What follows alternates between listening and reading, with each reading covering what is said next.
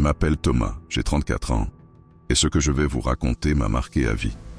Ça a commencé en 2019, quand j'ai rencontré Clara. Elle avait 28 ans, une beauté irréelle, peau pâle, cheveux noirs, yeux gris perçants. On s'est croisés dans un bar à Lille, elle m'a souri, et ça a tout de suite collé. Elle était douce, drôle, mystérieuse. On est sortis ensemble, et 6 mois plus tard, elle a emménagé chez moi. Tout était parfait. Enfin, presque.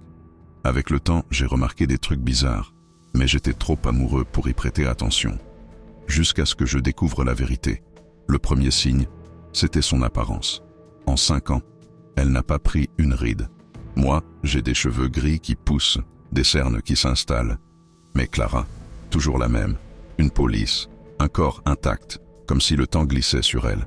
Je plaisantais là-dessus, je disais qu'elle avait trouvé la fontaine de jouvence. Elle riait, mais son regard devenait distant. Ensuite, il y avait ses habitudes. Elle ne mangeait presque pas, surtout pas devant moi. Elle disait qu'elle grignotait au boulot. Elle bossait de nuit dans un labo médical, soi-disant. Et puis, elle dormait peu. Je la trouvais souvent debout à la fenêtre, à fixer la lune comme hypnotisée. Un soir, en 2023, j'ai senti une odeur étrange dans l'appart. Métallique, lourde. J'ai cherché, et dans la poubelle de la salle de bain, j'ai trouvé un gobelet en plastique taché de rouge. Du sang, sans doute. J'ai pensé à une blessure, mais Clara n'avait rien. Quand je lui ai demandé, elle a ri, disant qu'elle s'était coupée au boulot. J'ai laissé tomber, mais ça m'a travaillé. Quelques mois plus tard, je l'ai surprise. C'était tard, j'étais censé dormir. J'ai entendu un bruit dans la cuisine, un genre de succion. Je me suis levé, pieds nus.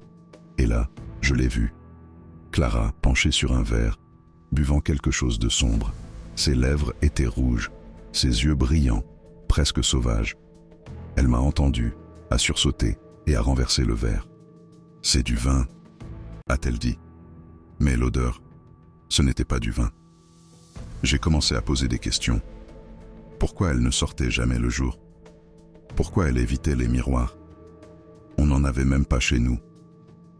Elle éludait, me caressait la joue, me disait de ne pas m'inquiéter. Mais je ne pouvais plus ignorer ça. Une nuit, en mars 2024, j'ai fouillé ses affaires pendant qu'elle était au boulot. Dans une boîte cachée sous le lit, j'ai trouvé des flacons étiquetés « plasma », des vieux bijoux et une photo jaunie. Dessus, une femme qui lui ressemblait trait pour trait, en robe d'époque, datée de 1892. Mon cœur s'est arrêté. J'ai cherché son nom sur Internet. Rien. Pas de passé, pas de famille. Comme si elle n'existait pas avant moi. Quand elle est rentrée, je l'ai confrontée. Elle a d'abord nié, puis elle a craqué. « Thomas, je ne voulais pas que tu saches. » Elle m'a avoué, elle buvait du sang, pas souvent, juste assez pour vivre. Elle n'avait pas vieilli depuis des siècles. Elle était un vampire. Pas les crocs et les capes des films, non. Une version discrète, terrifiante de réalisme. Elle prenait du sang au labo, parfois ailleurs, mais elle jurait ne jamais tuer. Je voulais la croire, mais ses yeux, cette lueur quand elle parlait de sang. J'ai pris mes affaires et je suis parti le lendemain. Depuis, je vis chez un pote à 100 km de là, mais elle me suit. Des messages anonymes. Tu me manques. Des ombres dehors, la nuit. Une fois, j'ai trouvé un flacon vide sur mon palier, avec une goutte rouge encore fraîche. Mes amis disent que j'exagère, que c'est une folle, pas une vampire. Mais moi, je sais ce que j'ai vu.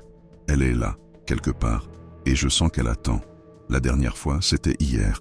J'ai rêvé d'elle, près de moi, murmurant « On est fait l'un pour l'autre ». Au réveil, ma fenêtre était entr'ouverte, et il y avait une marque rouge sur le rebord. Si vous savez comment échapper à ça, dites-le moi. Parce que là, j'ai peur qu'elle ne me laisse jamais partir.